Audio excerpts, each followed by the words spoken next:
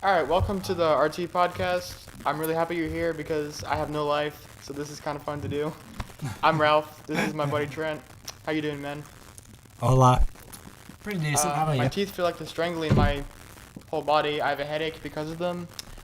So it's not. I'm doing. That's bullshit. And you didn't even get titties to hang above your face during it. I have a Total bullshit. Don't go to any orthodontist that is run by penises. Totally. I'm definitely peni biased on that, but it's way better to at least have some engaged titties. Like I kind of wish I got Invisalign braces because I've seen photos and like you can barely notice. Like, the main problem I have with these is obviously they hurt, but like when I take photos, they really, Yeah, it sucks. any, No, you don't want to show your fucking confidence teeth. goes a lot down. How expensive? How much more expensive are they? I'm not sure about that. Gotcha. Like, all I know is that it's generally the Jewish kids that can afford them. Like Josh K.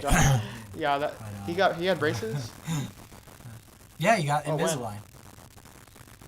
Like, during senior year. See, exactly. You have no fucking clue. Like, granted, you might be a douchebag if your parents were able to afford Invisalign. So maybe be glad.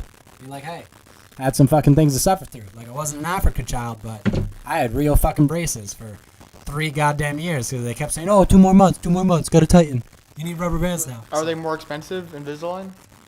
That's your comment. I don't know. I wonder. Like, I want to say there was some fucking controversy with them not actually working, but I don't think they're more expensive just because a lot of teenagers are gonna want that. Especially teenage girls like, I don't want to look ugly in my prom pictures like Well, that. that's a fair thing to for say. guys, because you're gonna have those photos definitely, for the rest of your life, so you want to make them the best you can. but also it's a good little encapsulation of like the awkwardness of teenagedom. Like I kind of, as much as I fucking hate braces, nobody hates them more than me except for maybe you, Ralph. But like, there's something pure and honest about it. Like our generation's like Spectacular Nows and fucking Po Bop, Perks of Being a Wallflowers. Like, it's probably gonna be kids with braces. Like we just had that more than the other generations, and that's gonna be one of those fucking symbols of, pre-adulthood angst and all that bullshit. Like, going in for the kiss and like poking them on the lip, like that shit. I haven't seen that scene, Like the 70s, like our dad's generations, they had the wires and that the poor whole- the kid whole with the fucking headpiece. helmet. Yeah, like the fucking pinhead, like horror villain setup that you mostly saw in cartoons like Rugrats. Like I kind of picture that kind of cartoon style when I think of that. Not really real life. Like I can't picture a real life one. But, Revenge of the Nerds type thing. I figure one of those Like guys have. I just imagine like the like going to like a Star Wars movie opening night, and you see all the kids with braces like in the 80s, and they're like they're wearing the Star Exactly, Wars T-shirt, yeah. and I feel you there. Where they have like a fucking Star Wars cape, like hanging off the fucking metal, where they look like almost the Mary Magdalene fucking like, I don't know, Muslim like immigrant thing, but it's hanging off their like, their braces are creating like a little, I don't know, nerd helmet. But I don't know, I can picture Yeah. that. That's great.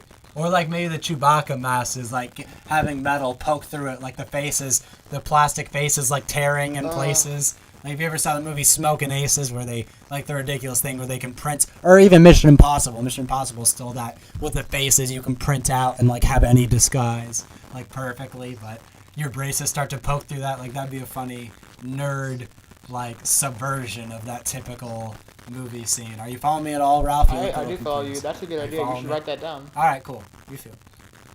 Yeah, no. I've had a couple ideas lately. I've just let flow to the wind. I feel a little happier. It's a weird thing. Like, you get so upset about writing down the ideas. It's happier to just be in the moment. Let it go.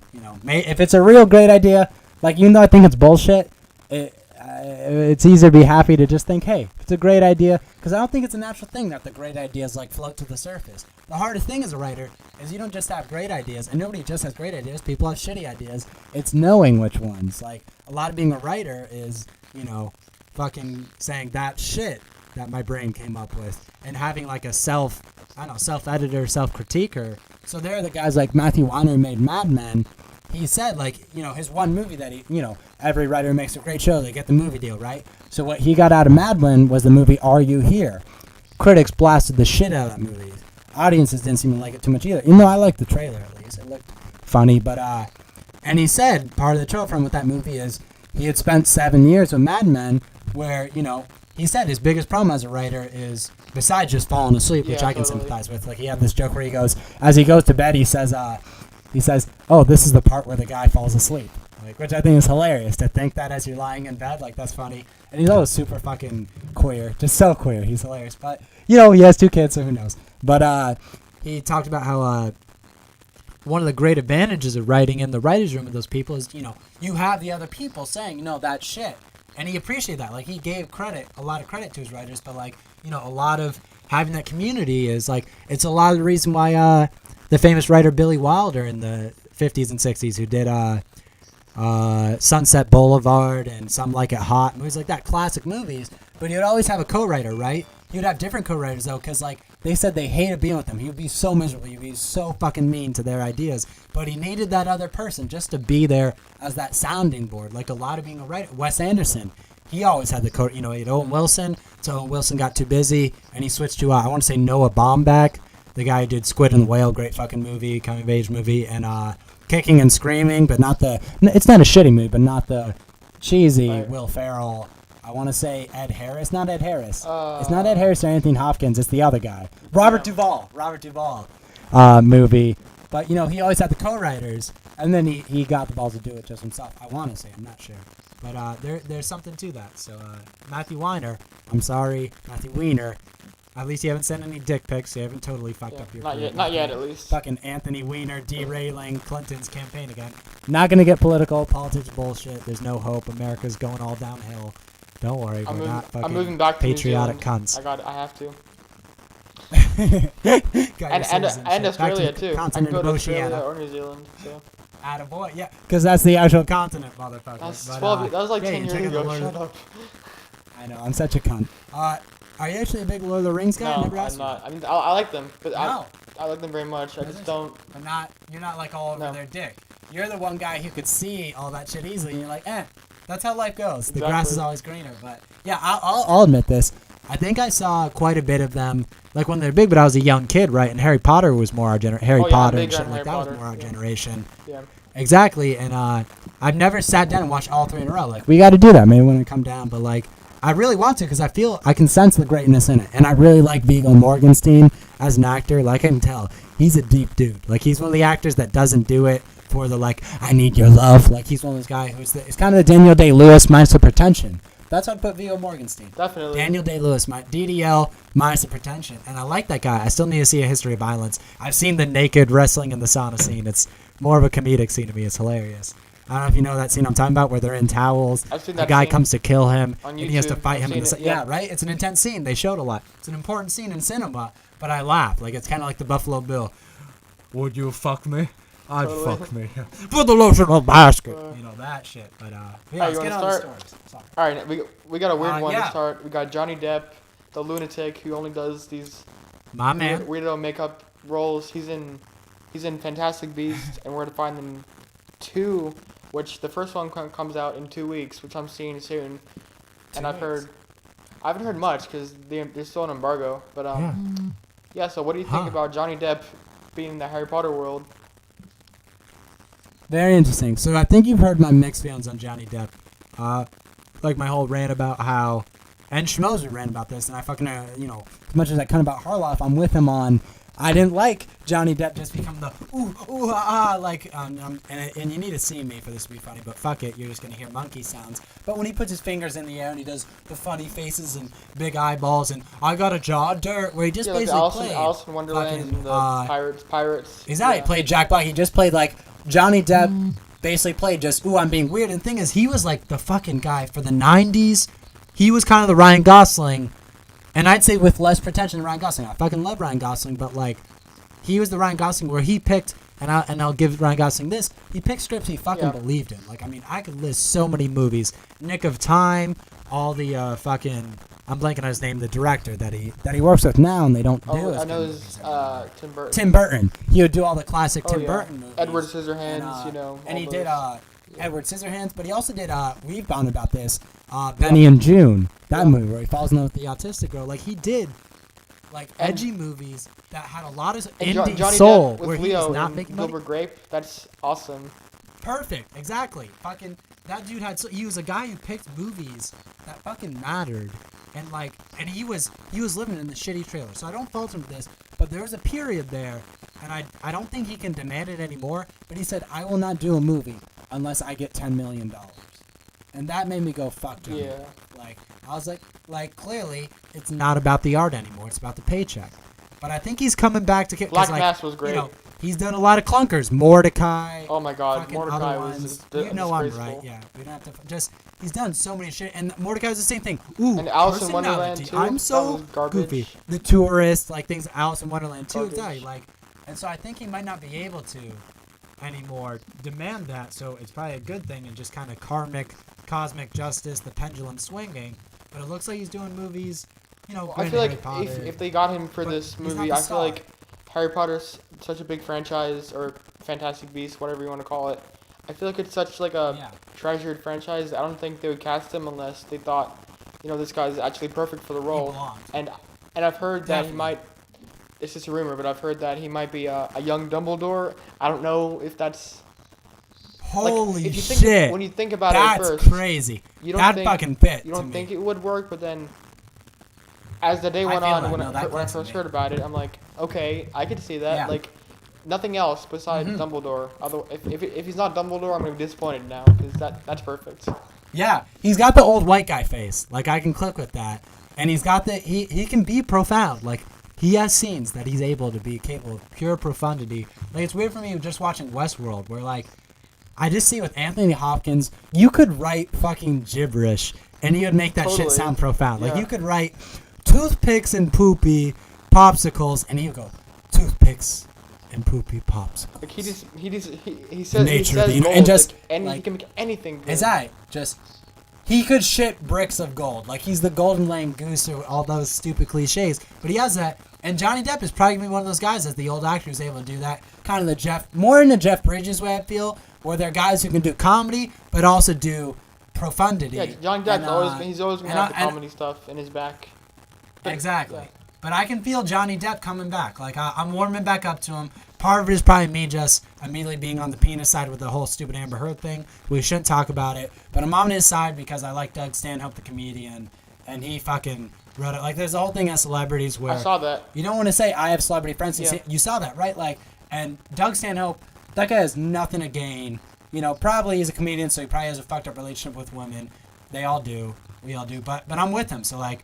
That got me back on Johnny Depp's side, and you can feel like you hear it in Mel Gibson's voice on the tapes, like just that fucking bitch, you're killing me, and I can feel that with Johnny Depp. So I'm back on Johnny Depp's side. There's sexist shit mixed in, but I'm back on Johnny Depp team. I'm back on Team Depp. Yeah, but I'm excited. All that stuff because one, he didn't do anything. The media just hyping that up. But thank you. When I heard this, when I heard the story about him being in Fantastic Beasts 2. I almost thought they should have like waited after the first one came out because they've already started pre-production on the second one, which means they have to have at least a little bit of confidence in the first one.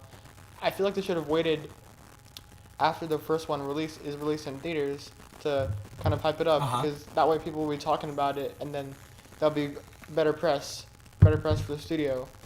I could feel that, but they always want to do the thing though. I mean, we heard it since the dawn of fucking time, but especially in our fucking, you know, mega blockbuster tentpole franchise system. I mean, Green Lantern sequel was green-lit. There's always exceptions. Right? I actually buy. Yeah. Exactly.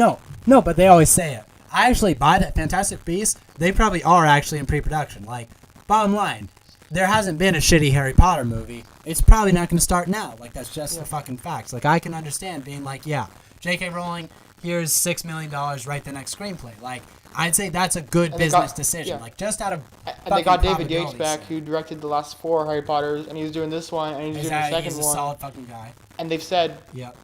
Besides Tarzan. That doesn't matter. Tarzan was bad. But they said they want to do 5 of these Fantastic Beasts movies. They said they want to do 5, which...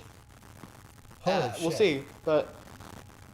You know, it's funny because I feel like if you have a Johnny Depp in there as a maybe Dumbledore, that would be a bold move. But if you have a recognizable character and a recognizable actor in there, I think it's good news. So yeah, do you think Eddie Redmayne's gonna be in all 5. Yeah, like, do they have these people sign up for 5 he's the main fucking character, picture deals? so it's his crazy. story. Shit.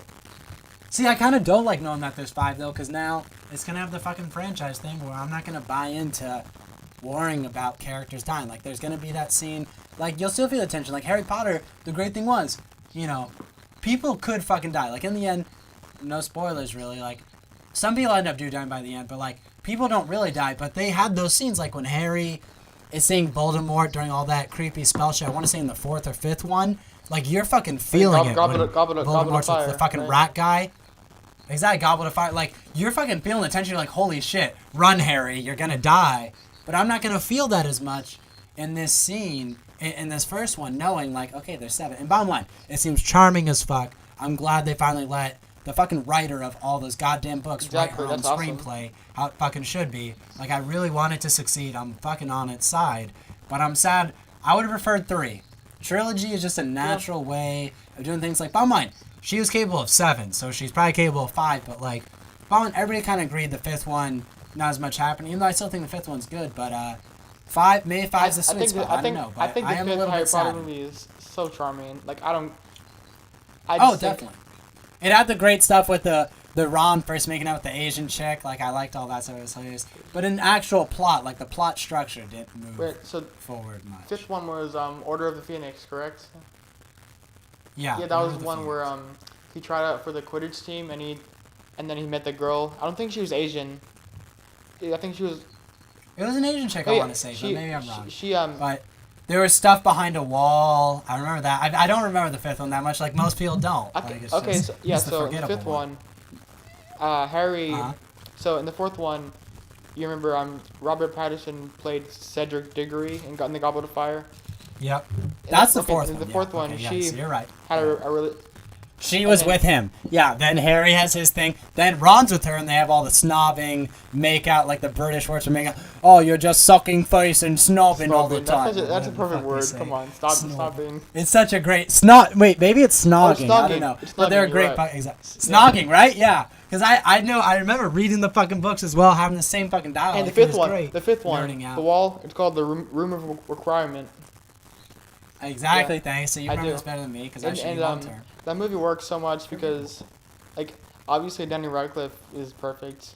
Do you think he's good? Yeah. Or no. I think he's very good. No, I feel bad for him in that he's always gonna have Harry Potter on him. Even though I don't think that's that bad across the handle, but like, it's almost a bad thing where, like, you know, Robert Pattinson is gonna be able to lose the Twilight thing by the time he's 30, right? Yeah, by the time he's 40, just because Twilight was shitty. The fact that Harry Potter was good, it will stick with him his whole will never forget life. About it. They're always going to be talking about exactly. it. You know? Like, and you got Universal. Exactly. He's still used in people. Harry Potter is still relevant now, especially with Fantastic Beasts and shit like that. But like, he's gonna do interviews with like an old man with a long white beard, and they're gonna ask him questions he's heard his whole life. Like, I mean, think about that. Like, he's gonna be 65, and they're gonna say like, "And what's your perspective now on Harry Potter?"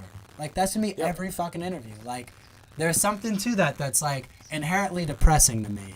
But I mean, he's trying to break it with like Swiss Army Man or whatever it's called. Yeah, bro, fucking let me know. That movie looks awesome. I love Paul Dano. What a fucking freak. I fucking love it. The thing looks charming as fuck to me. I'm glad I only read a review, so I don't have it visually spoiled. I'm happy. Like, I want that movie to succeed so bad. And it's got just great, weird spunk. I'm excited to watch it. Going back to Harry Potter quickly, the 5th one works so well because Umbridge is the villain. I think she's one of the best villains I've seen in a while. Like, you hate her guts. Like, she's not out to get you, but like, she's such a bitch, and she's such like a she's such a fucking bitch. She's the definition of a bitch. Like, honestly, fuck her. Seriously. In the dictionary, there's a picture. Dolores Umbridge, of Kim Kardashian, but she's pointing to a picture of fucking Ministry of Magic, going, "She made me do it." Just like Jared at Subway, there's a priest pointing to a picture of Jared. I feel like Umbridge is the perfect way of describing Hillary Clinton. Like, she's just such like a snob and like they even look similar. They're very comparable. No, same hair. Yeah, same. Just like smushed up face. I got you. On the outside, she's smiling, but like inside, she's just like she's playing games. I agree. Politically, it's the dead soul. Agenda. Like, fuck her. Yes. Dead soul. Lying. Yeah, I can feel you. That's a great fucking bro. That was a good connection. She's Hillary Clinton, And like, yeah, Yeah, I and- fucking feel yeah. it. Bottom line, still vote for Hillary. Trump's gonna blow up this country. Not gonna play on you. Be a fucking adult. Just get your fucking hands dirty. Put your hands in the mud. Get fucking dirty. And do what you've got to fucking do to save this piece of shit country. All right. But, yeah, next story. Oh, wait. Let's talk a little bit more about Johnny Depp. So we're excited for Fantastic Beasts and where to find them. I love Colin Farrell. I love that he's still getting work. Like, okay, let's nerd out a bit on this. Colin Farrell was the best thing about that fucking, Saving Mr. Banks movie. That was the name of it. He was the best thing about that movie. Do we fucking agree on that? He was amazing in that. It's probably my fucking daddy issues, but I fucking love, alcohol Colin Farrell. Because, like, Colin Farrell's another one of those guys, kind of like Vince Vaughn, that I always felt like he could have been one of the biggest actors of our generation, just he didn't know how to read a script. He didn't know what was great. Like, he had the fucking pathos, kind of like Guy Pearce, too. And the Guy Pearce put things he believed in, but he would do very indie things that nobody saw. Like, he would do fucking miniseries in Australia. Like, that's Guy Pearce. Colin Farrell, I feel like he probably does a lot of plays and shit, because he's British and a little bit of pretension, but I always felt like he could have been, like, a big star, and he just kind of never got that shot. But I fucking love that he still works with, I want to say, Martin McDonough or Neil McDonough for like Inbrews Yeah, and Seven I think it's Psychopaths. Neil. But, I think so. Yeah. Yeah, I think it's Neil, and then there's the brother Martin. But I'm glad to see him in a Harry Potter thing. He fucking belongs in that world. Totally. And if you see Colin Farrell, I think he was fantastic in The Lobster, which was I haven't seen last Lobster year. yet. I still want to see it super bad. I think You're totally right. I want to see it so lost his way was when he did the Total Recall remake. You know, the remake of the Arnold film. That was his one big shot, though, to become the star. He kind of used his. It's that thing as an actor, you don't have unlimited options. So he kind of, this is the best option he had. He went all in, and same with Bryan Cranston. Bryan Cranston's another guy.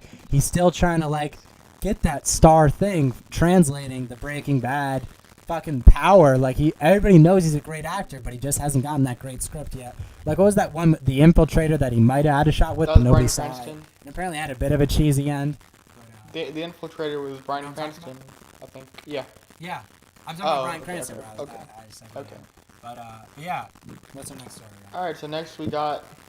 I just want to quickly talk about Doctor Strange because I saw the film last night, and I've been editing my review for the past couple hours. Nice. I'm really proud of that. I think it's my best review so far. First peaks. Best.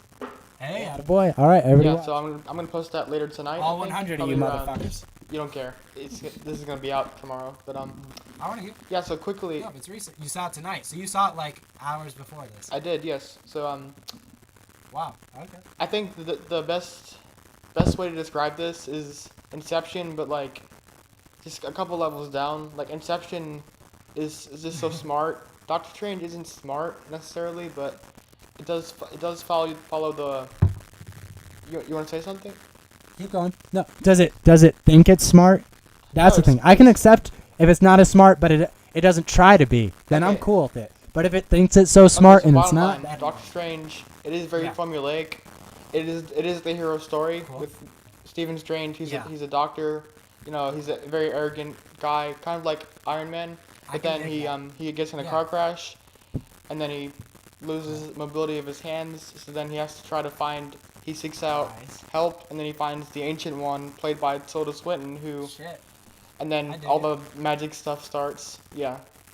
Yeah, magic shit. I enjoyed it. Is Mads Mikkelsen a good villain? We'll get to that, but I did enjoy it. It is very formulaic, but the visuals are absolutely amazing. Like I think it might be the best the best like effects wise, the best I've ever seen. Like it's just so out there and crazy. Wow. And again, this is why Marvel works. All of their films are different. You got Ant-Man. Should you take acid before seeing it? They should hand out acid when you see this movie, right? With the fucking ticket, there should be $250. Like fucking. Granted, I'm not an expert on acid price. I'm sure all the fucking druggies are yelling at their fucking computer, but they don't know the glowing screen that they're fucking. Totally. But this movie works because it's so different. The story it's the hero story, but it is done well, and it's so different and out there from a lot of blockbusters that this is how Marvel keeps it fresh. This is how you don't get stale watching these films, and it's why they're gonna last a long time because every film is different. You got Guardians, Ant-Man, you got this, you got Black Panther, you got Captain Marvel, you got Spider-Man, they're all different. They're all superhero, but they're all different genres, Okay. every film is different, but they're not different. They're not all different genres, and they're not all different and good. Okay. That you need to make Ant-Man. that distinction. Thor is not a good different. Thor is not. Thor is Well, no, the recently, shittiest of look, heroes. earlier on in the MCU, they did, a lot of them did feel similar, but I think recently Yeah. they've been different. Okay, like, I Phase get 1, with that. okay, they're all a lot more similar, but recently you've had a lot And that's different. You all I got saw. Guardians, which is like a Star Wars kind of film. You got Super different. Ant-Man, you I'm got with you. this. Recently, they've been very different, which I like. I dig you on that theory. I like that theory of like they're almost like a fucking government. Like on my college class is gonna be Mr. Analyzation, but like a fucking government learning from its mistakes. It's fucking like, all right, we're not gonna do that again. Exactly.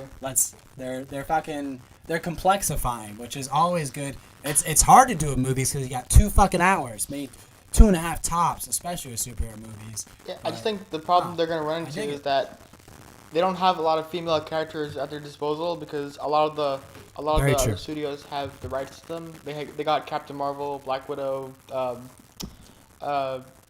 what's her face, from Civil War, and Ultron. Vision and Scarlet Red, Witch. Scarlet Witch. Scarlet, Not her, but she's. Scarlet Witch. I don't think she kind of needs a solo film. But yeah, the problem is Yeah. they're gonna run out of female characters eventually. And it'd just be hard Like, to do because they might have some obscure characters, but like X-Men and Yeah. like Fox, they have all the good X-Men female characters. They have the strong So- female ones for sure. No, X-Men Exactly, so- diversified. But going back to Doctor Strange, I think it's pretty good. I gave it a 7.7 out of 10. I enjoyed it very Alright. much, but it's not necessarily a great film. But it is very entertaining and it has great action. If you saw the trailer, you could see like the people running on buildings. Yeah, you could see. That was very creative. Fucking This awesome was a looking. unique, creative film, yet it was formulaic. But I liked it. So it had the weird contrasting of unique but also Yeah, formulaic. which Like, I is like that. kind of Huh. And 7.7, very, very, very particular there, Ralph. But I like it. I'm OCD, yeah. kind of like you. I just watched dig I that. watched the schmoes Yeah. and they give like a 3.21. Bull crap. they stopped doing that. They used to do What that. the fuck is that? I think 3.2 is okay, but That was going other than that, that's just. 3.21. That's ridiculous. Like, what did they fucking use the word "the" instead of "and"? Go fuck yourself. Yeah, I'm with you. Don't spit out your water. I'm Yeah. going to. Huh. That's interesting. No, 7.7 is cool with me. What was the thing that we had the other day that it could be? What? Remember that? It was like something like, I can't remember. We had a funny rating system, but fucking forgotten. And I'm not gonna listen through. I wouldn't listen through our whole fucking podcast. So if you mute now, fine. Fuck you. I wanna. We had Don't a even good try to idea. remember. You have better memory than me. We had a good. But I remember us nerding out, being like, "That's a good rating system." I don't know. Or Anyways. when we do watch something together, if we ever do like a schmoes guest. Yeah, we thing. can But, do. I think when you come alright. down for Thanksgiving, we should do a commentary or something like that. I agree. No, or just like some movies, like may finally do a Jurassic Park one, and I'll fucking give. I'll be the fucking guy popping your nostalgia bubble, just being a Yeah, total cunt totally. like I am. But and I'll get you to finally fucking watch Westworld. I'm going but, to. But back to Mads Mikkelsen. What did you think of Mads Mikkelsen? 'Cause I love that guy. I love him as an actor. Did they underutilize him? Is that because I'm kind of getting that from that side? Did they underutilize Yeah, so him? I like him as an actor, but like unfortunately, this is one of their problems. Their villains are not characters; they're just kind of Shit there nerds. to be the bad guy. Like I think he looks cool with all the makeup and the hair bun, but like he's, I liked he was good in the action scenes and he looked cool doing all the magic stuff, but like there's nothing to his character. It's kind of disappointing. So That's a bummer. yeah, Gotcha. unfortunately, like Definitely. this is their problem. That their villains are not characters besides Loki, and I think Ultron was good, but like It's also the trouble of the thing is they spend time with their heroes. Like they go out Yeah. of their way to like spend most of the screen time with the heroes and not the villains. But yeah, go ahead. Definitely. It's kind of a short-term looking of like the heroes are most important. That's what makes us money. That's who people are buying fucking toys of, you know. The Dark Knight thing. It's also the complexity, the fact that they have this shared universe. So if you really go for gold and make the most important villain, and it's somebody who you want to stick around. So like Loki's probably been the Yeah. strongest one, right? Where the most fans have given a shit. But it's weird. It was inherently weird. I would bet. I didn't even see Thor 2. But to have him go from main villain of Thor, then main villain for the whole fucking universe, of the first Avengers film, right, back to like side villain in Thor 2, right? It's a weird, it's hard to handle that like kind of social, size of character politics kind of when you have this shared universe. Like they're dealing with something that's very hard. It's almost like if you had there's been a couple that try to add shared TV show universes. I think Joss Whedon's kind of the guy who does that, right, with his Buffy stuff. Yeah, so Flash, exactly. Like it's a new creative struggle that films and TV haven't had to deal with, and we're seeing the fucking spurt and stop like a shitty fucking old truck of the industry that is, cinema, trying to deal with this new fucking problem. It's interesting. I mean, Universal is trying to do it right now with their monster characters, with like Frankenstein. Oh yeah, they're trying to do that with the new reboot. Yeah, we'll see how that goes. But like, the only person they can agree on, like being as the overall, is Thanos, just because the comics kind of inherently has that. See, like the comics thing, they've gone they're gonna hit that comics thing of you've told every story with this character. Like this, like I don't want the thing that happens because Marvel's kind of become a TV show of like, oh, well, we haven't done these characters together. It's like, oh, here's our Iron Man and fucking, what's the name of their version of Green Arrow? Hawkeye. I'm blanking on him. Hawkeye. Like, here's our Iron Man Hawkeye team up. Like, I don't want that. Like, here's them hanging out for a day. Like, yeah, eventually they're gonna have to do that. What are they gonna do? It's eventually tough. I think it'll probably be a while, but like, because they still have so many characters they have to introduce. Yeah, they do. So they do. They have deep trenches. It's almost like a fucking chess or something. Like, they've used a good amount of the pawns. Like, I wouldn't even call them pawns. Like, it's hard. I'm trying to think of a good analogy. Like, they've almost used their queens, and now they're starting to have to use pawns. And so now it's like, shit, we haven't been using our queens that smart. They need to read some fucking chess strategy books to figure out how to fucking make shit interesting. They still have characters they can tell stories with. Like, I feel like you can do a Black Widow movie and make it work, because I feel like there's a lot that they've talked about, but like it'd be cool to see it on screen, like a lot of her backstory. So it's been a lot of characters I think that could work, but they still have a lot of kind of.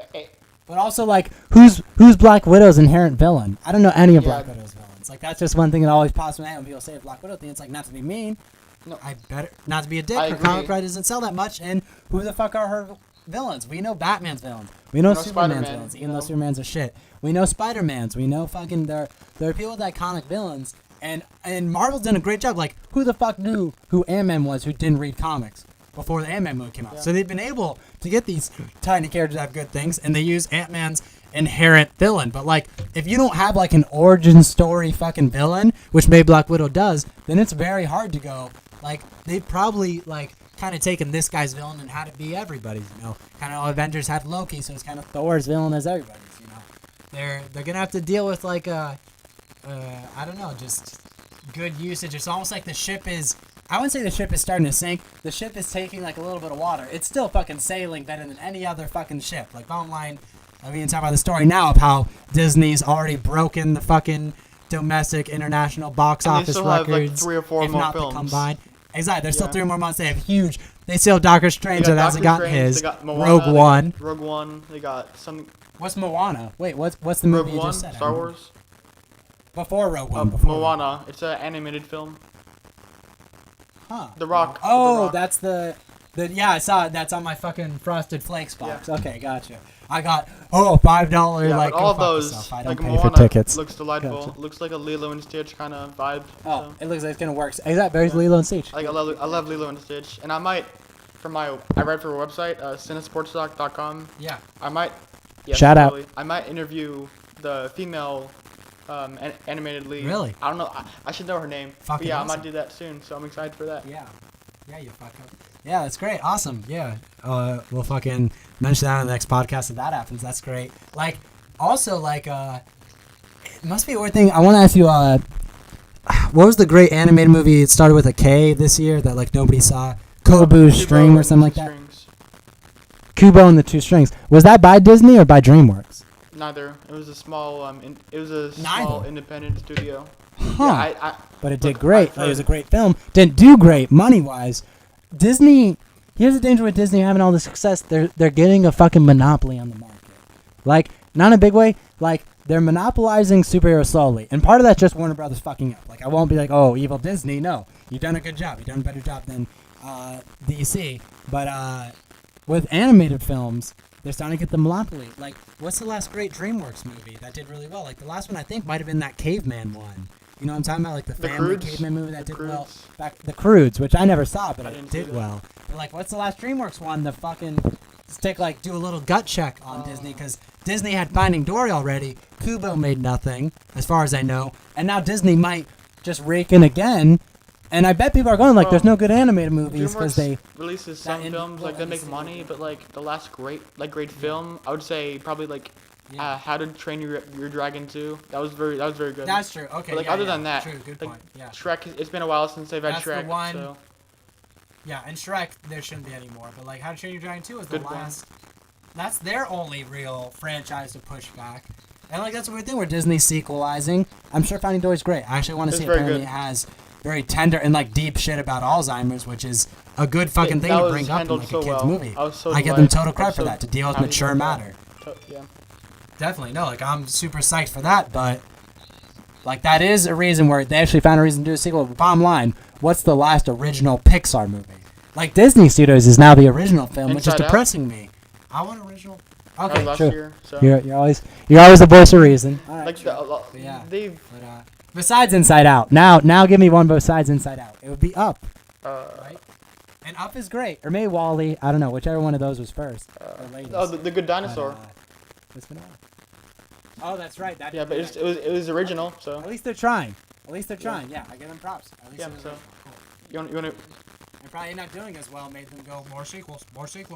Get those sequels going. Good Dinosaur, before I want to move on quickly, but before they so they said they're gonna do a sequels to Toy Story and then Incredibles and something else. But after that, they said they're gonna focus on independent stuff, which I'm happy about. So Alright, that yeah. makes me happy. All right, you wanna move on? Good job, Pixar. Yeah, All right, so we got some trailers here. So we have trailers for Gifted, XXX, whatever Vin Dipshit movie. We got Life, and then Baked in Brooklyn. So quickly, I want to touch on all these quickly. So first, Yeah, so pause and watch those if you want, or just listen to us so fucking Gifted, talk about it. Gifted. What do you think? What do you think about it? Gifted, that was a great fucking trailer. One of the better indie trailers I think I've seen in a long time. Like, bottom line, they're perfecting the fucking hype machine. But this wasn't super hypey. This just showed you that this movie has real emotion. You just tell from the fucking scenes. I can tell it's gonna be a good movie. Like, I haven't even looked at the writer director, so I'm getting a lot of faith to this trailer. Like, I've given this trailer more slack than most, and I really think it's gonna be. Do you want to know who directed it? Like, I can just feel from dialogue. Do you want to know who directed the film? It was Yeah, Mark who Webb. is it? Mark. Oh yeah, the 500 Days of Summer. Oh yeah, and it had, but he didn't write it. And I will say, 500 Days of Summer is probably my least favorite of like those profound romance movies. Like it had some good stuff, but also had stuff that didn't click with me. Well, just that was kind of personal like an opinion. anti-romance film in a way. I get it, but just I thought it. We've talked about it where I thought it was smarter than it was. And Yeah. poo me. Like I don't know. I found it a little bullshit. Like granted, I'm a cynic romantic, but that movie just I didn't totally dig it. And I love JJ. I mean, so I like this trailer too, but I think it's gonna be a good movie. But the trailers, the way they showed it, it got kind of like a Hallmark original film kind of vibe. Like the trailers showed it as super cheesy, but like I'm so confident in Mark Webb and what he does that I feel like it's gonna be good anyways. And it has Chris Evans and the little girl was great in the trailer. So yeah, definitely. For me, I'd say like Dallas Buyers Club, which won fucking Oscars, gave me more of that Hallmark vibe than this one. Like this one, I felt just like with like you know, remind me of Little Miss Sunshine very much, which is like okay, there's a lot of obvious parallels, but it reminded me a lot of that where you know you kind of say the same Hallmark thing, like clearly doesn't have a massive budget or anything, but I could feel like bottom line, it boiled down to you. It spoiled like a lot of things, but things that aren't big to spoil. But you It's didn't like, need okay, to show the this stuff. girl's a Like, genius. I would see the trailer without that stuff, and I would still want to watch it. Same. But it was stuff that I didn't mind, like knowing that it's going to boil down to a lawsuit between him and the mother. We don't know why he went to prison. Like, I'm interested in that shit. And bottom line, I just thought at the end of the trailer, I went, did this spoil too much? No. Because, to me, like, that's a great job as a writer, and then also advertisers to me of not fucking up where, okay, so this movie's going to end one of two ways. Chances are he'll get the girl, but also, it won't be the sappy movie if he doesn't. And then you get the heartbreaking scene of him having to say goodbye. And to me, that's a brave fucking scene, and that's the scene that makes your audience fucking deal with brutal, lonely, and abandonment shit. And so I'm fucking excited. Like, it is a shot at saying something really profound. And I'm maybe giving this movie too much credit. I could see me going like, fuck me. I don't like 500 Days of Summer. Why did I think I would like this? But, and I didn't hate 500 Days of Summer. Go fuck yourself if you want to bitch about it in the comic. But yeah, like, I'm getting a lot of... Also, I just like Chris Evans. I always had a soft spot for Chris Evans. The dude has a soul to me. Like, ever since the movie Cellular, I've been on that guy's side. So he directed this wonderful film that was based in New York City. Before we go. That was so charming. Like, I get it. I want to see it. It's cheesy bullcrap, but I liked it. So... Yeah, I want to see. It's the coming of age romance a little bit. You know, it's not coming of age, but it has that same vibe. We love those kind of movies. Kind of vibe. Rom-com, yeah. But it has some reality. Beautifully. It was very real, and they had a great. I was glad to see him, and he directed it, right? it. Like, I'm glad to see him taking a creative fucking outlook, because I could tell. You could see with that guy, he's that Viggo Mortensen thing where he's not acting for the affirmation. Maybe a little bit because he's a pretty boy, but there's a part of him where it's like he cares about the art as much. Kind of Ryan Gosling, that thing where I respect him, and so I really want to see Before We Go, and just the violin kind of drew me in. But yeah, like this movie, I'm giving it a lot of fucking, like, if I had to go movies that chances are I'm gonna really like by the end of the year, this movie's high on the list of what I guess I would like. Totally. All right, you want to move on to XXX, Return of Xander Cage? XXX. Porn. Okay, Xander so Cage. I want to start off. Yeah, you go. You know, there's some movies where you kind of you're on your couch, you see it on TBS or whatever, and it's a good waste of 2 hours. Like it's better than just like sitting there. I feel like this is a movie where you get drunk and like just accept it for what it is. It's ultimate cheesiness. Like he's snowboarding in a rainforest. Like what the fuck? Like how does that make any sense? Like oh yeah, I gotta get the snowboard to go in the forest. Like. Yeah. No, the movie turned into fucking Tony Hawk with muscles. I was like, what the fuck? But he's high-fiving people. It was legit like a fucking like skateboarder masturbation video. Like, I was like, Sam Jackson had a great line that kind of yes, I'm with you. Like what this movie is. Like you gotta save the day, get the girl, and look dope while you're doing it. Like exactly. That perfectly describes Let me simplify it.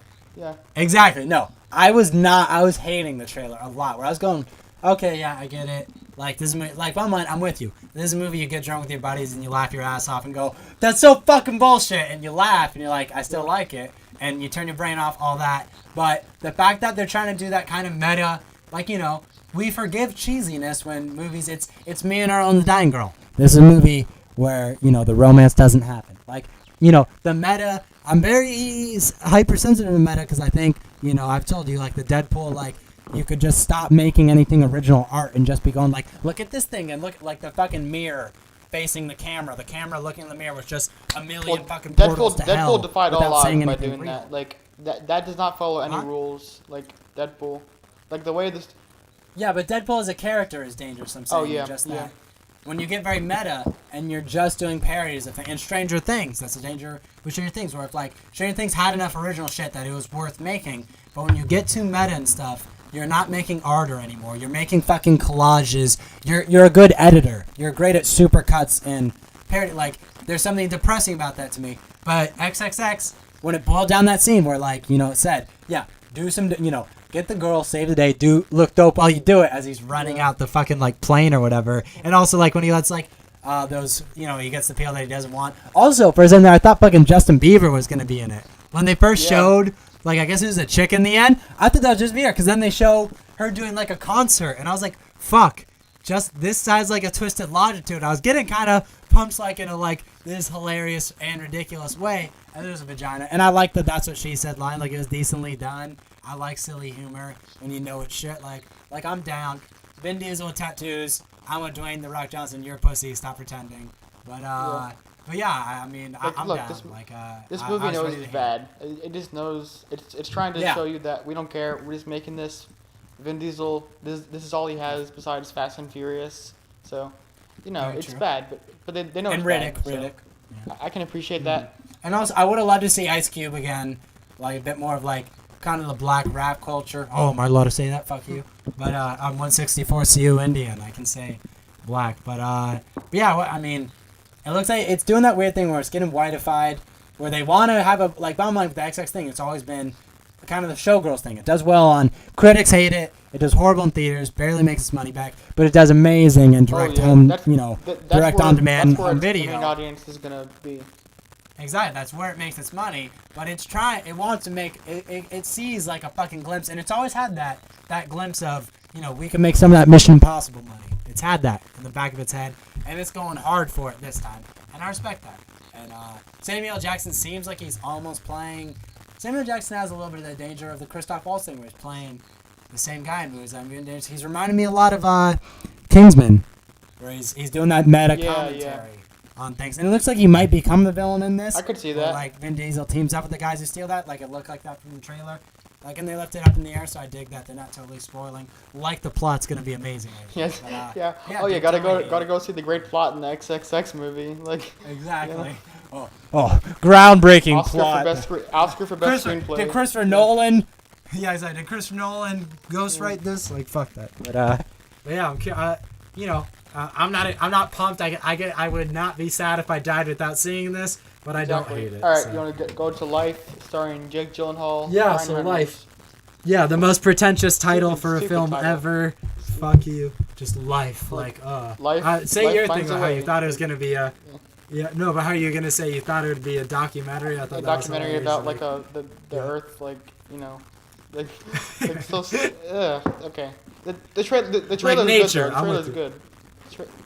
Trailer was good. What I thought was funny is how they show everybody like, ooh, we got a diverse. At first, I was going like, fuck this movie. We had enough space movies in the last 3 years, like too many. The Martian, Gravity, Interstellar, exactly, just like enough. Arrival was great. Arrival's more terrestrial though. Looks like it has more. There's a little bit Earth of shit. space Unless stuff. I'm wrong. Don't spoil, but gotcha. Yeah. It has some, exactly. But this movie's set in space, clearly. Kind of seems a little bit called back to The Thing to me, which I dig. I dig the paranoia, oh shit, like, do we blow this all up? Like, The Thing's one of the classic fucking 80s sci-fi horror movies. So I'm liking that vibe. But what I think is funny is it showed, diverse cast, Hollywood's learning. But then at the end, the only 3 names they show are the 3 main white people. They don't show the black guy, and black guy dies first, you can tell from the trailer, or the Asian guy, which maybe just die laughing. And it looks like it has the cool Asian guy from, it's been a lot of, I think, Last Samurai, but also, what was the account of 47 Ronin, which I never saw, but it has that same Asian guy. I really like that actor, so I'm glad he's getting, like, a mainstream, not Asian movie work, but something without a samurai sword work. But I'm excited. Jake Gyllenhaal knows how to pick things. Looks like Jake Gyllenhaal's channeling a bit of the Psycho, where he might be that guy on the ship who has, like, he's kind of the antagonist. I'm digging, like, they gave him a lot of shots without anybody else. Exactly, his own agenda, without anybody else in the frame. I fucking love Jake Gyllenhaal. He picks scripts he believes in, so by my chances are it'll be good movies. Ryan Reynolds, you've always known I'm not big on him, but we'll see. I'm kind of surprised that Reynolds is doing this, because, like, besides, like, I'll be honest, I haven't liked a lot of his movies. Like, I love Deadpool, and, the, what's it called, the movie with the comedy, what's it called?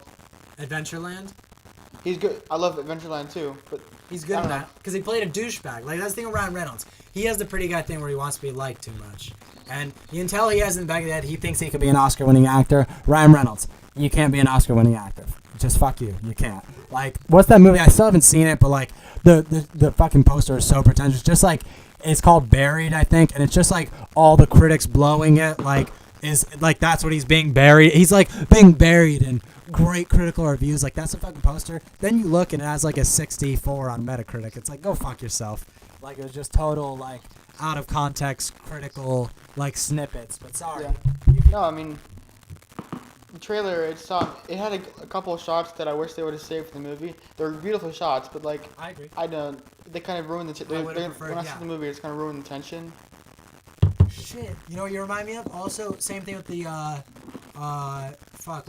Parks and Rec, Guardians of the Galaxy guy, Chris Pratt, Jennifer.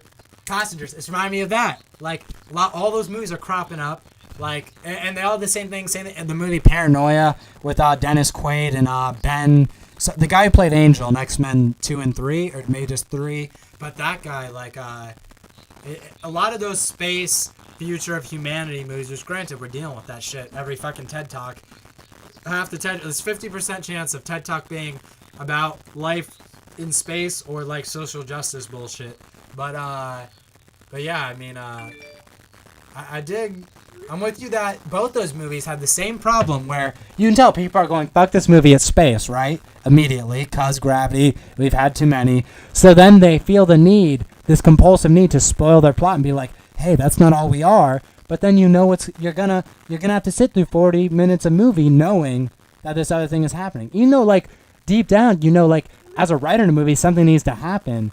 But now it's spoiled for any audience who watches the trailer. Like, I don't like that. We need a new solution with trailers of getting people in seats without spoiling why the movie's cool, which is a hard fucking dilemma. I sympathize, but you can't fix that. I mean, I wish you could fix it, but I don't think you can. Like, because you gotta show the money shots. That's how people get their butts in the theater. But you can do money shots where, like, Interstellar, we did not know what that plot was like. I mean, to me, Interstellar, you know, just some dialogue over while Matthew McConaughey drives away crying was all I fucking needed to see to watch that movie, and I refuse to watch any more trailers. Like, that's more. Give me, you know, 6 fucking money shots out of context that I will not remember and that just seem cool, but not too memorable, and that are like fast-paced, whatever. And then give me a movie that's way different than what I expected. Subvert and surpass. All right, Baked in Brooklyn, starring the guy from Love. It's not. Ralph fucked up. He thought the main guy in this movie was a different guy, and I fucking called him on the bullshit. They look the same. Like, and he's still I looked at both photos of them. They look they look the same. Exactly. So he thinks the main guy from Baked in Brooklyn looks like the guy from the Love miniseries, or maybe it'll get a second season on Netflix with Gillian Jacobs from Community. It is, okay. But that guy kind of reminds me of one of my favorite music people. It's very in Diesel. I'll share this with you. His name's Gideon Kahn. Look him up. He's a hilarious motherfucker. But basically, Jewish British people with glasses are funny, inherently funny. Basically, John Oliver. Exactly. But it wasn't that guy. Ralph had to submit. Yeah, we'll let the audience weigh in. Comment below. Does the Baked in Brooklyn guy look like? They look the same. The glasses. Yeah. So debate this. I say go fuck yourself. This guy does not have glasses. But he has the Jew nose and kind of the awkward white guy face. And the curly hair too. But curly hair, curly black hair. But other guy has the cancer face where he has that pale, just like the no sun, gray skies, London face. And this guy has the I grew up in Brooklyn. You know, this guy, and also this guy is more. This guy looks like if the Love guy fucked Larry David and, you know, lived in the century that contacts were created. So what do you think of the trailer? I dug it. I did dig it. Like, it had good comedy. I've had similar experiences to that where I said, like, okay, the person writing this at least had a friend who fucking sold weed as a white person and knew the weird moments that you just have with that. So, like, I checked out a couple things. I'm with you, like, I'll let you say, like, you know, no way that guy bangs. I said this before, like, that is, in real life, that will not happen. You can tell it's fake. Like, I'm like, chicks don't come up and go, want to dance, and then, you know, take you to your bedroom and start grabbing your dick. It doesn't happen. That's just, like, that's just bullshit. But the main thing this movie's gonna have, it clearly has comedic ability. That trailer made me laugh, like, truly chuckle, sitting fucking alone, scratching my nuts, and that's something. So it has comedic talent. It's really just, can it stay enough in reality to be a real movie, to be something that says something worthwhile? Because it's actually dealing with some shit that we all are. You know, as a 20-something, you know, what do I want to do with my life? Fuck it. I'll be a drug dealer and make enough money. Even though it's fucking hard to survive on that. Like, it's not all movies. So maybe they'll deal with it in a real way. I'm curious. But IMDb, it doesn't have great scores. No. The writer and directors haven't done anything. But I want it to succeed. The trailer, you know, it was charming. Yeah, how about you? I'd like to. It's, again, no way they get together, but, like, it had a lot of real scenes that I could see happening, and when I go in, I just want it to be as real as possible so I can relate to it, because if I can't relate to the characters, I'm not going to care at all, so I'm excited for it. Apparently it's already out online, so I might check it out soon. So if it's on Netflix, basically, if I have 2 fucking hours, if it's on Netflix, I'll watch sweating bullets. Yeah, no question. Yeah. All right, let's move on. Well, that was a good trailer. We went bang, bang, bang. And we really synthesized, like, it wasn't that bullshit way. So I'm going to shit on all the other shows, and that'll be a great way to get foster YouTube community. But we didn't do that bullshit, like, say the obvious fucking things. We said shit that's actually interesting. Hopefully got your brain swirling. I'm sure you want to talk back at us. It was always weird for me to listen to these fucking shows and, like, want to say shit. You know, Ralph is actually a good guy, so he'll probably actually reply to you in the comments. And Ralph isn't a cunt, and he'll actually like probably listen to what you have to say, unlike me. I'll comment. Yeah, have a fucking discussion with him. I'll probably get like 2 or 3 comments, so you know. There you go. And probably hopefully something other than, you some pretty white boys. You got some pretty white boy sounds there. I want to play with those Jew curls. Exactly. I'd let you. My penis is only semi-racist. Only. Okay. So, it's racist in scent. Got it. Okay. It's got little. Okay, so next topic, we got the Flash movie from Warner Brothers DC. They lost their director of Dope. He did the movie. He did Dope. Rick Famuyiwa, I think. Yeah, don't try to pronounce that fucking name. You did a good job. I think. Anyways, Famuyiwa. This is concerning from. Does he have Asian? Did like an Asian plantation owner fuck a slave to give him that name? Like Jesus. But sorry, you keep going. So this is concerning because they've already lost a director before this. So now this is the second Who'd they director lose they've before? lost. Who'd they lose before? I don't know, but I know he has story credits on the film still. So it's concerning because like when they first met with these guys, you would have thought they would have had kind of similar ideas because he apparently left over creative differences. So I'm just kind of like, you know, when they first met, you would have thought they would have been on the same page, but apparently not. And this is concerning because the same thing happened with Wonder Woman. Before Patty Jenkins, before the director of Wonder Woman, Patty Jenkins signed on, they had lost. They lost the director before her. So I'm kind of concerned with like what their whole vision is. Like, do they know what they're doing, or are they just, you know? Exactly.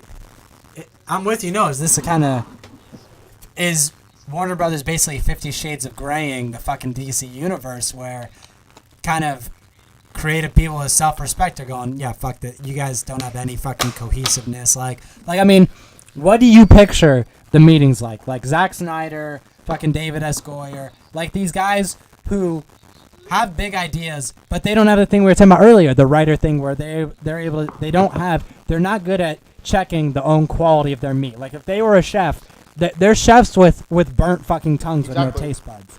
Like they are not good at, like they have good ideas. David S. Goyer, you know, was Christopher Nolan, gives him credit. With Batman Begins, he had he knew the comics. He gave Christopher Nolan fucking big ideas. And Christopher Nolan, though, is a master of self-editing, except for Interstellar. But he knew how to fucking taste his own shit and go, that's shit.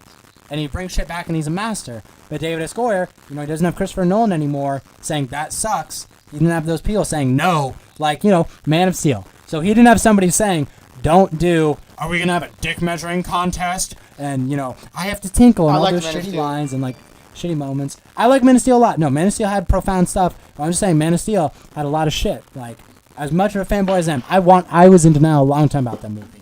But it had stuff where you just saw, this is what happens when Christopher Nolan is not in the writing room for a DC movie. So, yeah, he gave story input early on. And that's probably how we got profound shit, like the dad scene with Kevin Costner, which was the best thing about the movie. And some of the Russell Crowe stuff, too. Like, they handled... That's the best part. I'm with you. The dad shit was what was done best. But the other shit, not... Like, you can just see... David S. Goyer is not a screenplay guy. He's an idea... He's a story credit, not a screenplay. Same thing with Zack Snyder. Zack Snyder should get story credits, not screenplay credits. And the thing is, those two guys are at the head of the DC Universe fucking planning table, and... Honestly, in my book, they should be fucking kicked off. Like, just with how they've gotten 2 shots, and they've, in my book, gone like maybe like 1/2 for 2 or 3/4 for 2. I think so far they're 1 for 3. Like, Man of Steel, I enjoy. 1 for 3. Why do you say 1 for 3? Why do you say 1 for 3? I thought only 2. No, Man of Steel was good, and then Suicide Squad and Batman. Oh, versus gotcha. Superman. That's true. I liked some things in both Suicide Squad and Batman vs. Superman, but as a whole, those movies are not good. I think Man of Steel is the best. I would say Man of Steel is the best. So in my perspective, the 3/4, I'd say Man of Steel is definitely best. Man of Steel was half good, where it had just a, when it became just a video, like it was cool action scenes, but just no substance, right? And like, but some great emotional shit, but they just lost that, and I love the ending, I really do, with the moral choice he's given. I buy into that. But Batman vs. Superman, I'd say was quarter good. So there was a lot of cheesy shit. Even it went negative, even worse from Man of Steel. Even though it had good stuff, it's more the frustrating thing where it had the it had Star Wars Episode 7 syndrome with paper-thin characters and just rushed in too many characters and just not internal cohesiveness and all that shit, which I hate those pretentious words, but I think they're accurate if fucking fancy bullshit. But, so I'd say 3/4 out of 3, I guess. Although I haven't seen Suicide Squad, maybe I'd give it another quarter and we'd end up at 1 for 3, and I'd agree with you. But yeah, you're right, 1 for 3. Like, as a whole, I just wonder, is it a thing with DC? I want to ask you this question. For DC, are they kind of the name of one of my favorite Walking Dead graphic novels? Are they too far gone? No. Where, they're too far into this. But could you see a day? Is DC? Does DC have the fucking ability to say, Zack Snyder, you're fired? Or David Escobar, you're fired? They have so many great characters, and they're still early on in this. They're only 3 films in. I think if But they're rushing. They're at right now. They're already at where Avengers was. Avengers took like 5 years. 2007 to 2012, right? Yeah. We're going 2013 to 2017, so 4 years, I guess. And they've already filmed Wonder Woman and Justice League, but look. Yeah. Zack Snyder, I think if you keep his visual style, that's great. But they have so many great filmmakers coming on to do these films, and I think if they just let them make them, which is the. Do you think they really do though? I agree with Ben Affleck. I don't know anything about Patty Jenkins. She's directed a lot of Game of Thrones and Walking Dead stuff, so. So she's getting the TV show first feature. Yeah, shot. and I think. But she's not a writer. I'm not sold on Gal Gadot as an actor or an actress for the film. I agree. But I'm gonna be optimistic and think that because visually it looks amazing if you watch the trailer. I would agree. The trailer I saw it. Yeah. But they're not too far gone. They're only 3 films in. They have so many films to come out. So I think you have to judge them in a couple of years to see if they're done. But I agree. Yeah, of course, it's always going to be hindsight 2020. But like if this was a race, DC has tripped 3 times. Well, every twice. every 200 meters they've tripped. I'd say there was a smaller trip, but still a trip for Man of Steel. Bottom line, how critics were split and just audiences. Bottom line, people, it was not unanimous like Man of Steel, like Iron Man. There wasn't the same fucking this is great. Even though I would argue the emotional profundity of certain scenes of Man of Steel outweigh any kind of bullshit scenes in it, right? That's what I would say. But other people don't have that kind of view on movies where, I can enjoy, that's often I'm going to sound like such a just jerking myself off cunt. But for indie movies, often the problem with indie movies is, they don't have a bunch of people giving notes. So it's one guy's vision. So he doesn't have somebody saying that's a cheesy scene. So he'll have some awesome, profound scene, but it'll kind of get undermined by a shitty scene. But I'll go, this movie is worth seeing because it's a good scene. But yeah, I mean, I don't know, bottom line, would you prefer, of course anybody would prefer Christopher Nolan, but I wish they had different people in charge of the DC universe. That's just bottom line how I feel. Everybody else, all the fanboys work so hard trying to protect it. DC, I by far prefer to Marvel, but, I'm not... I get excited in the I'm a guy who read comic books part of me, but I don't get excited in, hey, Zack Snyder and David Escobar work together again. I'm excited. That's just not... And, I was really excited for Man of Steel and even Batman vs. Superman, because Watchmen is one of the best comic book movies ever made. If you see the 3-hour unedited cut, it is truly... I don't know how Zack Snyder did it, because the guy does not know how to write for shit, apparently. Granted, he didn't... I can't remember his story credits on that. Whoever wrote the screenplay, it understood, it really understood what made Watchmen, the comic, great, and it fucking almost perfectly translated it. People will disagree with me, but it did a great job. It brought the Cold War politics shit to it. It was an intelligent comic book movie. The only intelligent comic book movie outside of, the Dark Knight trilogy and then a couple Marvel ones, but he just... Clearly it was Zack Snyder that did that, though. I would get whoever he worked with in Watchmen. Thing is, DC movies are still making money in the long run. They're spending $500 million, so they need to make $1 billion. So yeah, Batman vs. Superman maybe didn't make its money back in theaters, but it does in DVDs from all the nerds like you, Blu-rays and on demand.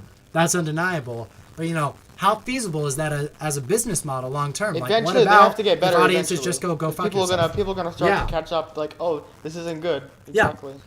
Is that people are gonna say, I don't want to watch the next one?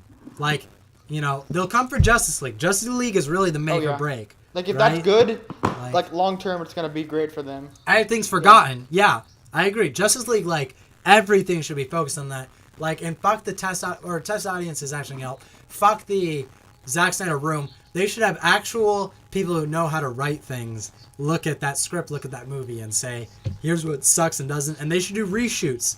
Like, fucking World War Z that bitch and save it. Like, you know. And bottom line, they still have Aquaman, Justice League, Flash, Wonder Woman, and so many more. So like they still have time. But they have to get better. It's just they have the creative talent. They do, but they might not. Like, they don't have to. They might not. That's the thing. They haven't learned anything from their... Like, they learned nothing from their mistakes in Man of Steel, Batman vs. Superman-wise. I would say that. It was basically a video game movie with some really shitty dialogue. They need a guy who knows how to write fucking dialogue for these movies. Chris Terrio's not like, that they have to get better like, if they want to keep making money. That's what I mean. Yeah, I agree. Yeah, just as a business model. And then, you know, as the creative integrity fucking side, get your Christopher Nolan, who isn't known as Christopher Nolan, to fix these fucking scripts. But yeah, I've always wanted to say, like, I've never had that just giving DC its fucking pep talk. And so I want to get that off my chest. Like, one more thing before we move on. Yeah. They need a producer like Marvel has, like Kevin Feige, who can overlook everything. Yeah. Who can overlook all the projects so that he can kind of... The taste tester. They need the guy. They need the chef who's not cooking anything. He's kind of cooking everything. Who's putting his finger in all the soups and going, that's a little warm. They need a fucking Goldilocks. They need a fucking vagina.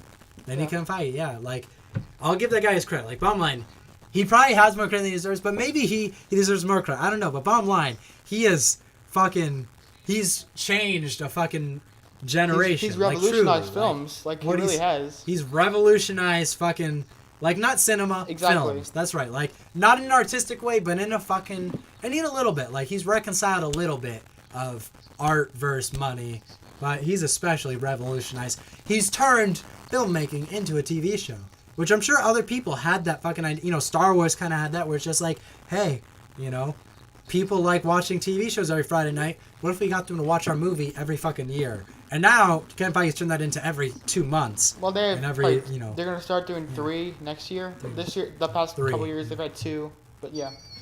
Okay, 2, 6 months, fair enough. All right, so we got our last topic here.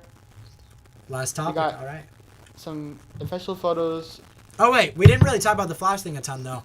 I'm sad that the dope director left. Yeah. I mean, although I'm not totally sure that he could have pulled it off, honestly. Like, not to be a dick, but Dope is the only, like, objectively good movie he's made. I haven't seen his others, but I just know, like, none of them were as universally loved or anything. But maybe he learned some things along the way and has come into his own, or never got complete say in his movies. I'm not super familiar with, like, his work.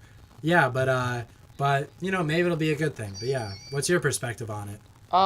It's just dangerous. It's disappointing because, like, if you lose 2 directors, like, do they even know what they want to do with this movie? Like, are they like bullcrapping their way through it? Like, yeah, you're feeling it kind of like, just. You know, when I think about it, this happened with Ant-Man. They lost what's his face, Edgar Wright, Edgar Wright, yeah. But and that turned out great. But like, in the back of my mind, I'm gonna be skeptical because, you know, if they're not confident in the product, why should I be? You know. Yeah. I also want to make this point. I think DC is better at, like, talking to the fans. DC almost maybe is a bigger overhyper than Marvel, where they fucking, you know, DC at their fucking Comic-Con read out of The Dark Knight Strikes Back and, like, really made it like they care about the nerds and they know why these characters are great. Marvel has that distant, like, yeah, we're a product. Like, they're great with fans and stuff too, but they don't just so shamelessly pander in a way, and they don't overhype in that way. Like, DC, I see, like, I remember for Man of Steel, I wanted to be so good, and so I watched so many interviews after on YouTube with, like, Zack Snyder and Data Score, and them talking about the character, and I'd be like, yeah, they understand these characters, but really, I feel like they just, like, get fucking test talk, like, you know, Warner Brothers asks nerds why they like superheroes, and they say, these are the top 5 reasons. Now you, Zack Snyder, guy who could have been a supermodel, say this stuff in the interview so the nerds are happy, and they can defend your objectively not great movie. Like, had greatness, but not overall great. Like, I feel like kind of just, I get an insidious, like, even more corporatism vibe from them, but I don't know. Totally. So. Yeah. All right. Do you want to move on now? Yeah, let's All move right. So on. now we got some Entertainment Weekly photos of Beauty and the Beast, starring Emma Watson. Emma boy. Watson, she's great, but she's. Yeah. I wish she did more stuff, more projects. But anyways, what did you think? What did you think of the photos? Like, plain. What did you think? I found them not very I'm trying to think of the right word. It's a video game word. Immersive. They looked very like kind of cheap, weirdly enough. Like they looked gaudy. They look like kind of when I don't know if you visited Universal or Disney. You have, of course. We're Florida boys, but like when you go to those places, they look awesome in the pictures. But then when you walk on it, you see the smudges on the walls and like how cheap movie sets really are. Like movies, it's all about trickery. Like if the camera was 10 feet up, you would see like for the Star Wars set. So you watch the behind the scenes of that, you would see all the fucking wood planks on the ceiling that the audio is hanging over and all that shit and the wires. Like yeah, the magic is gone. But this like maybe it's just that first picture that showed the behind the scenes perspective. But like all the pictures just kind of looked like cheap. And, like it looked like a universe, like a place that I could rent out for $2,000 for a weekend and shoot in. Like it just didn't look super legit. Like I don't know if it just didn't have that cinematic layer. If these aren't like the final images, but I don't know. I don't super buy. I'm already against, like we've talked about this on other podcasts. I'm against the let's remake all the classic fucking '90s Disney movies trend.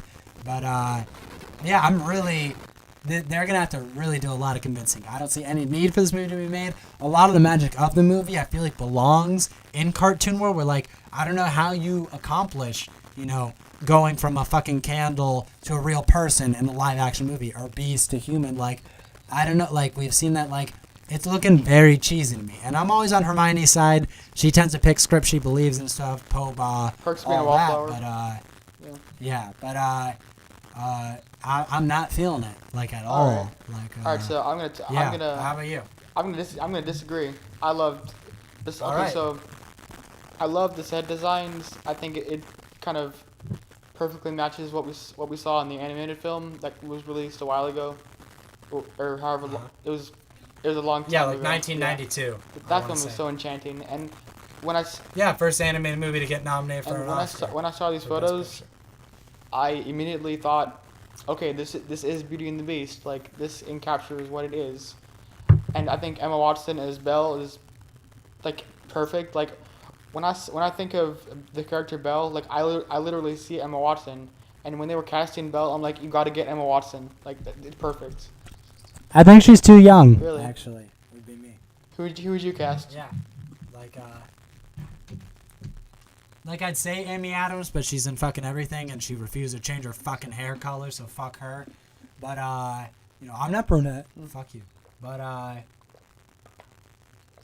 think there's a lot of people that could have done it instead of her. I don't know, like me and the cunt who says a lot of people, but don't have any examples. But like Amy Adams, if she would, granted, she's already done the princess shit with like Enchanted, but so made a little cross pollination, weird combination of worlds. But yeah, Emma Watson's too young to, like, Emma Watson still has a teenage girl body. Like, I don't know, like, I feel like a pet, like, I get a boner, but I feel guilty, She's just, I don't know, she doesn't fit in it, and I feel like she's uncomfortable, just in the pictures, wearing those gaudy fucking clothes. That's funny, Mark Ellis from Schmoes had the same joke. He's like, I like her, but is she too young? Like, would I go to jail, Like.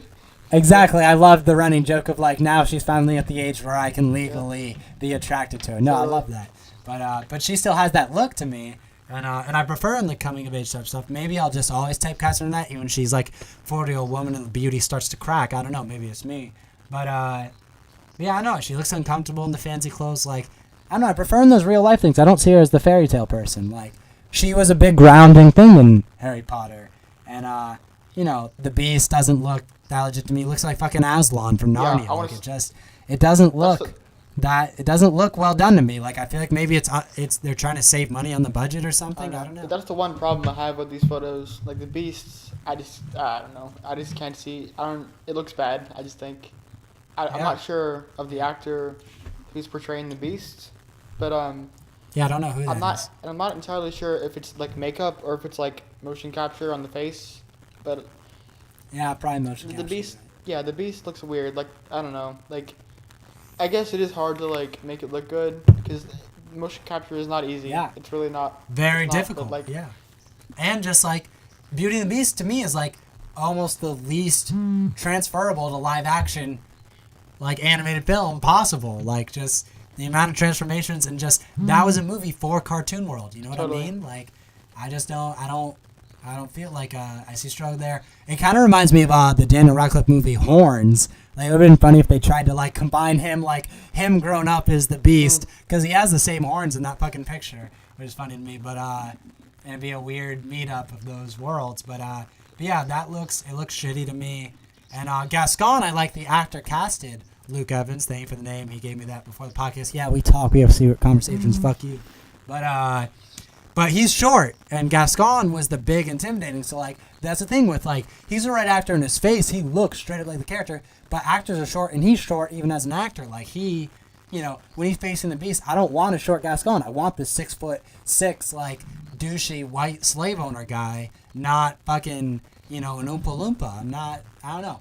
I have a lot to bitch about with this thing. I'm not feeling it. I mean, yeah, but we'll agree to disagree. I like the photos, and because of Disney's track record with these live action films, there's been more good ones than there's been bad ones. You got Cinderella, you got The Jungle Book. Cinderella did so.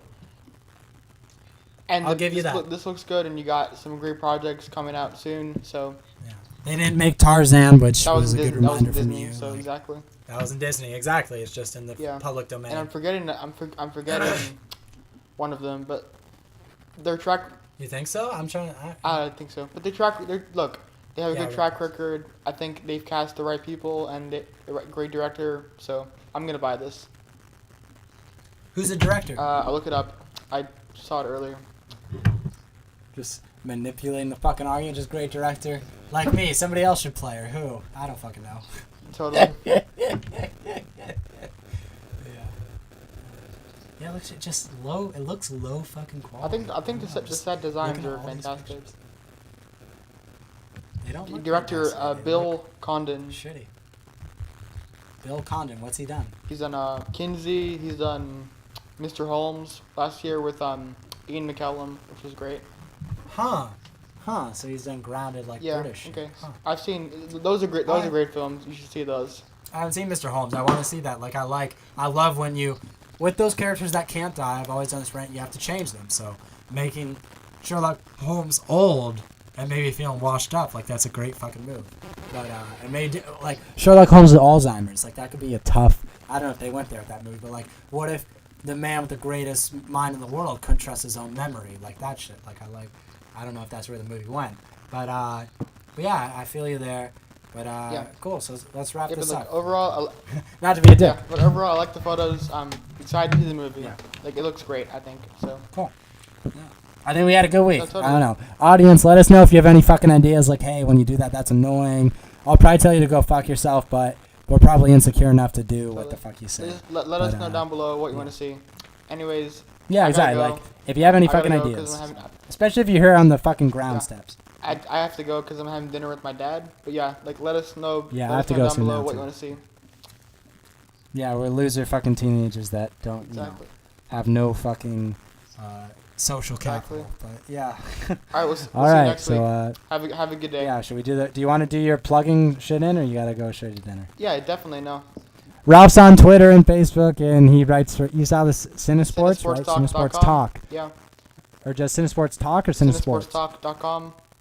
All right, Cinesportstalk.com. I'm gonna have my review of Doctor Strange up live tonight, and on my YouTube channel, my video review. Yeah. Here's where you're watching this. All right. Thanks for listening. Go fuck yourself. See you next time.